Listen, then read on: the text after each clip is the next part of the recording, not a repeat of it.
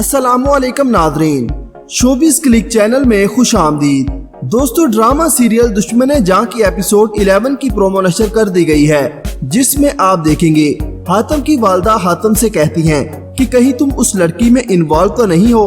रमशा के साथ जो कुछ हुआ उसी हमदर्दी में तुम उस लड़की को अपनाने के चक्कर में तो नहीं हो। हातम की वालदा की इस बात को सुनकर उजैर जो वहीं बैठा होता है वो हातम से कहता है कि क्यों हातम, आंटी का अंदाजा दुरुस्त तो नहीं। आगे आप देखेंगे कि हातम के वालिद उसकी वालदा से कहते हैं कि तुम्हें ये बात समझ लेनी चाहिए कि अब वो बच्चा नहीं रहा, बड़ा है, समझदार है, अपने काम खुद कर सकता है। अब तुम्हारी उसके लिए फिक्रमंदी और परेशानी कोई फायदा नहीं करेगी, उल्टा नुकसान ही होगा। आगे आप देखेंगे कि हातम रबाब को अपने घर लेकर आता है। हातम की वालदा रबाब से कहती हैं कि रमशा बहुत ही खुददार लड़की थी, ऐसे जमाने में खुददार और नायाब लोग बहुत कम हैं। रमशा बिल्कुल ऐसी ही थी।